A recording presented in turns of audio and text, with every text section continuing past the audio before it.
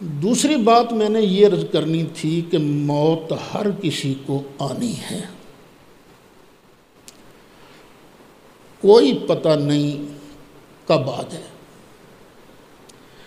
مجھے کوئی یقین نہیں، کوئی اعتبار نہیں کہ میں آج کا سبق بھی پورا کر سکوں گا کہ نہیں، مجھے کوئی یقین نہیں۔ آنی ہے موت، پتہ نہیں کب آ جائے۔ تو عقل مند وہی ہے جو اپنی موت کی تیاری کرے، مرنے کے بعد جو کچھ ہونا ہے نا اس کی تیاری کرے۔ ہم انسان ہیں، غلطیاں ہو جاتی ہیں، گناہ بندہ کر لیتا ہے، تو ایک واحد طریقہ ہے معافی کا کہ بندہ اللہ کی بارگاہ میں توبہ کر لے۔ اگر حق عبد بندے کا حق مارا ہے تو بندے سے معاف کرا لے، اگر حق عبد نہیں ہے، اللہ کے حقوق میں کچھ ہوا ہے تو بندہ اللہ کی بارگاہ میں توبہ کر لے، توبہ کر لے بندہ۔ توبہ کرنے سے بندے کا گھٹتا کچھ نہیں ہے۔ مجھے جب بھی احساس ہوا کہ مجھ سے غلطی ہوئی ہے تو میں نے تو جمعہ کے خطبہ میں بھی توبہ کر لی تھی، معذرت کر لی تھی، معافی مانگ لی تھی، اللہ مجھے معاف کر دے۔ میں آپ کو ایک مثال دیتا ہوں۔ سن 77 میں اس وقت پرائم منسٹر تھے ذوالفقار علی بھٹو۔ ہم نے ان کے خلاف تحریک چلائی جس کا نام تھا تحریک نظام مصطفیٰ صلی اللہ علیہ وسلم۔ لوگوں نے جانیں بھی قربان کی، سب کچھ کیا، ہم نے بھی، میں خود جیل میں رہا ہوں، جیل میں تھا۔ آج سن 77 کی آج کی تاریخ کو میں جیل میں تھا۔ پولیس والوں نے مارا بھی بڑا تھا ہمیں، بڑے سخت لفظ بھی انہوں نے کہے تھے۔ اچھا وقت گزر گیا، بھٹو کو پھانسی ہو گئی۔ بعد میں پتہ چلا یہ تحریک چلوانے والا امریکہ تھا۔ کیوں؟ اس لیے کہ بھٹو نے ایٹم بم بنانے کی بنیاد رکھ دی تھی اور امریکہ اس کو نشان عبرت بنانا چاہتا تھا۔ اور پھر بھٹو نے ہی قادیانیوں کو کافر قرار دلوایا تھا۔ اگر وہ تعاون نہ کرتا تو قادیانیوں کو کبھی کافر اسمبلی ڈکلیئر نہ کرتی۔ یہ تو حضرت مولانا نورانی صاحب رحمۃ اللہ علیہ اور دوسرے جو اسمبلی میں علماء تھے ان کی حکمت عملی تھی کہ انہوں نے سب کو ساتھ ملا کر کام شروع کیا تھا، اور قادیانی بھی مخالف تھے بھٹو کے، اور وہ تحریک کے پیچھے، حالانکہ کیا مولوی صاحبان دوسرے تحریک چلا رہے ہیں، تصور بھی نہیں ہو سکتا تھا کہ پیچھے قادیانی بھی ہوں گے۔ وہ بڑے طریقوں سے کام کیا جا سکتا ہے نا۔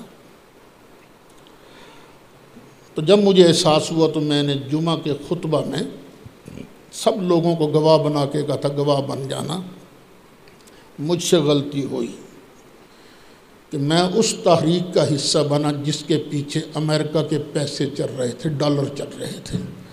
میں اللہ سے بھی معافی مانگتا ہوں، آپ سے بھی معافی مانگتا ہوں۔ تو میری یہ عادت ہے کہ میں معافی مانگ لیتا ہوں۔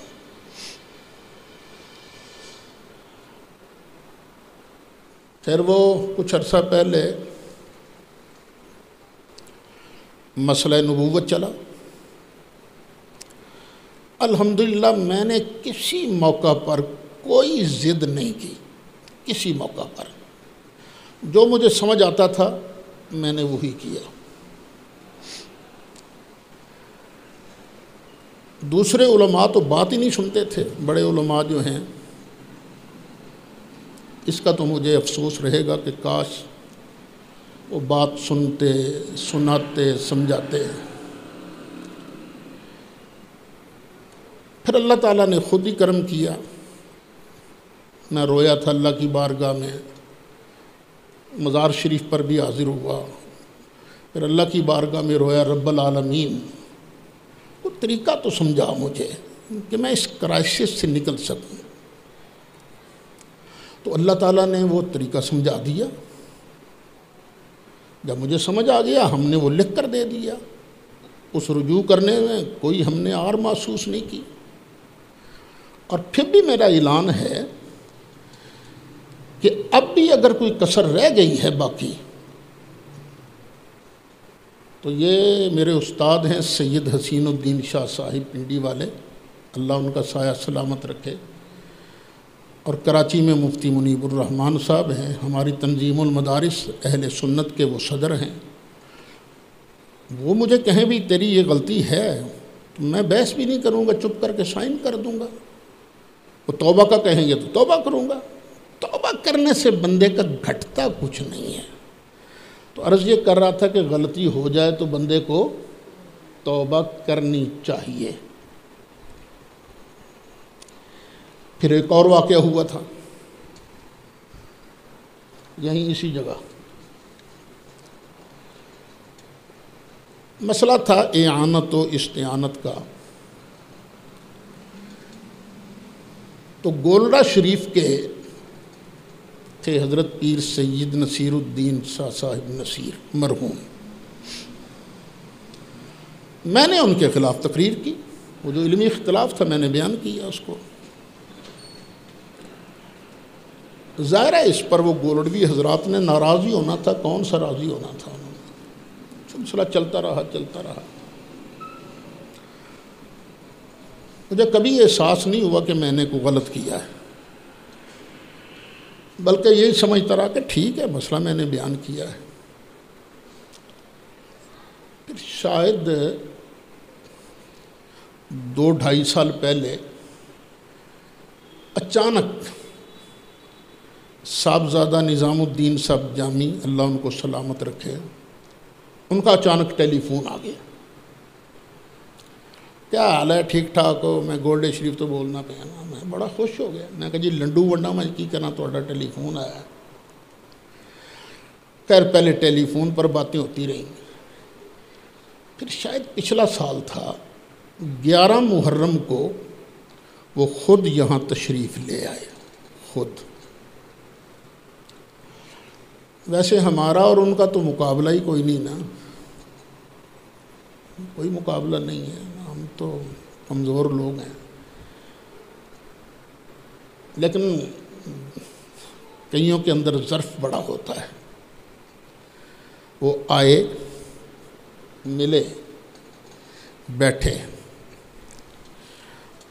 اور کہنے لگے کہ ماں علم ہے کہ تساں ماں دے والد دے خلاف تقریر کی تھی، تو ماں اس دے باوجود آیا کہ ماں دے والد نو نبوت دے منصب تے فائز نہ کرو، علمی اختلاف ہو سکنا ہے۔ آئے، اچھا پھر مجھے انہوں نے دعوت بھی دی کہ تم نے گولڑا شریف آنا ہے ختم نبوت کانفرنس میں۔ میں کہا جی ٹھیک آؤں گا۔ دعوت دی، پھر اس کے بعد وہ خاموشی چھا گئی۔ پھر انہوں کانفرنس سے چند دن پہلے ان کے ساتھی دعوت نامہ لے کر آئے کہ جی پیر صاحب نے بھیجا ہے، آپ ضرور آئیں وہاں۔ میں نے کہا نہیں، جب تک پیر صاحب مجھے خود ٹیلی فون نہیں کریں گے نا، وہ بات پرانی ہو گئی ہے، اتنی دیر تک میں نہیں آؤں گا۔ اور دوسرے دن ہی جامی صاحب کا ٹیلی فون آ گیا۔ اب دیکھیے کہ میں نے ان کے والد کے خلاف تقریر کی تھی، وہ پھر بھی کوئی محتاج نہیں ہے وہ میرے کہ ان کو کوئی میری ضرورت ہو، لیکن وہ انہوں نے بڑے پن کا مظاہرہ کیا اور تشریف لے آئے۔ پھر مجھے آستانہ عالیہ گولڑا شریف پر تقریر کے لیے بلایا، اور جو میں نے وقت ان سے عرض کیا تھا انہوں نے وہی وقت مجھے دیا۔ بعد میں بھی ان کا ٹیلی فون آیا کہ بڑا شکریہ تس آئے ہو، یعنی جیسا ہوتا ہے طریقہ کار۔ پھر بھی بات آئی گئی ہو گئی۔ کچھ دن پہلے کسی ساتھی نے نا میری اسی تقریر کا کلپ فیس بک پر لگایا تھا. جو ہی میں نے سنا میں نے کہا یہ کیا ہو گیا. میں علمی اختلاف کرتا ہوں، اکثر کرتا ہوں، اپنوں سے بھی کرتا ہوں، بیگانوں سے بھی کرتا ہوں، لیکن علمی اختلاف کرتے وقت میرا لہجہ سخت نہیں ہوتا. اب مناظرہ میں کبھی کبھی تیز لہجہ ہوتا ہے، یا تقریر میں وہ جوش ووش ہوتا ہے کبھی، لیکن علمی اختلاف کرتے وقت لہجہ نہیں ہوتا. لیکن مجھے بڑا شاک ہوا کہ میرا لہجہ درست نہیں تھا. دیکھیے سامنے قرآن شریف پڑھا ہے. مجھے نہیں پتا میری موت کب آ جائے گی، تو میں آپ کو گواہ بنا کر، ایک حق عبد ہے، اب وہ تو قبر کے اندر ہیں، کیسے ان سے معذرت کروں. مجھے اس لہجے میں بات نہیں کرنی چاہیے تھی. مجھے اس وقت خیال ہی نہیں آیا کہ میں کس لہجے میں بات کر رہا ہوں. حالانکہ ان کو پیر سید نصیر الدین شاہ صاحب نصیر کو کئی نسبتیں حاصل ہیں. 3 بڑی نسبتیں جو میرے ذہن میں ہیں میں بیان کر دیتا ہوں.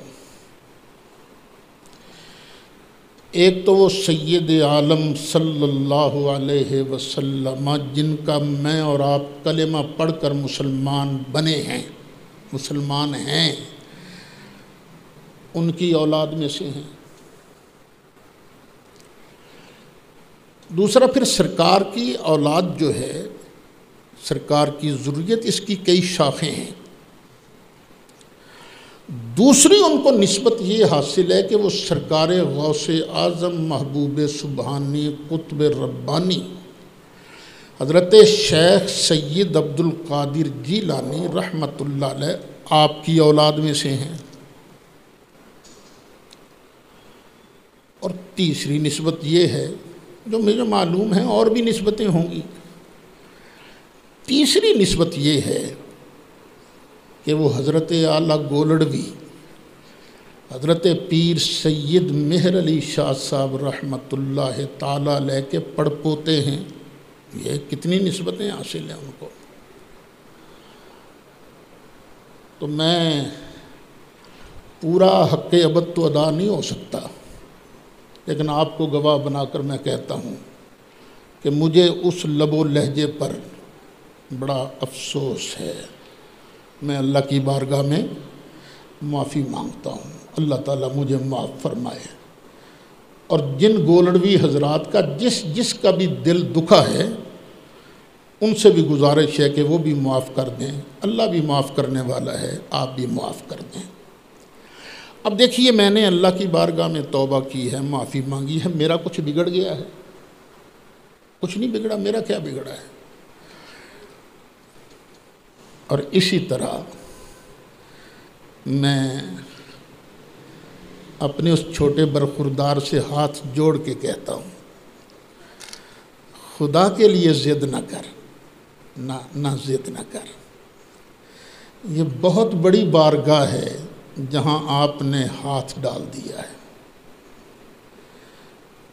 شاید آپ نے جان بوجھ کر نہیں کہا، بس وہ جوش بیان میں آپ کی منہ سے نکل گیا. ہمارے منہ سے بھی باتیں نکل جاتی ہیں، لیکن وہ بارگاہ بڑی بارگاہ ہے. اور اتنی بڑی بارگاہ ہے کہ آپ نے خود تسلیم کیا ہے کہ میں خطا کی نسبت کو سیدہ زہرا طیبہ طاہرہ کی طرف کرنا جائز نہیں سمجھتا. جب یہاں تک آپ نے کہہ دیا ہے تو خدا کے لیے اپنی دنیا بھی مت بگاڑو، اپنی آخرت بھی مت بگاڑو. اتنی سی بات کہنی ہے، اتنی سی بات کہ یہ جو میں نے خطا کی نسبت کی تھی سیدہ پاک کی طرف، یہ مجھ سے خطا ہوئی ہے.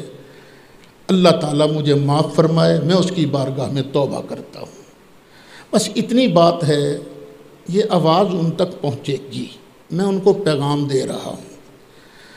اگر وہ توبہ نہیں کرتے تو پھر ہم کیا کر سکتے ہیں سوائے اس کے کہ آپ سے عرض کریں کہ بھائی صاحب برخوردار، بس پھر ہمیں مناظرہ کی تاریخ دے دو، لیٹ نہ کرو۔ ٹھیک ہے، پھر میدان مناظرہ لگے گا، پیر منور حسین شاہ صاحب ان کی سرپرستی میں، تاریخ آپ بتاؤ گے، جگہ کا انتظام وہ کریں گے، اور صرف وہی نہیں ہوں گے ساتھ، پھر آپ دیکھیں گے پاکستان کے کتنے آستانے وہاں جمع ہوتے ہیں، کتنے علماء جمع ہوتے ہیں۔ لیکن وہ مناظرہ کر کے یہ تو ہوگا کہ الحمدللہ ہم نے سیدہ زہرا پاک کی گدائی کی ہے، لیکن آپ کے اڑنے کی ہمیں خوشی نہیں ہوگی۔ اور مجھے یقین ہے، مجھے پتہ ہے میں نے بات کس طرح کرنی ہے، کہ دوسری ٹرن کی باری نہیں آئے گی، دوسری ٹرن کی باری نہیں آئے گی، ہم مناظرہ جیت جائیں گے لیکن ہمیں پھر خوشی نہیں ہوگی، افسوس رہے گا کہ ہمارا ایک ساتھی وہ ضائع ہو گیا۔ تو میں پھر کہتا ہوں کہ خدا کے لیے ضد نہ کرو، اپنے آپ پر بھی رحم کرو اور اہل سنت پر بھی رحم کرو۔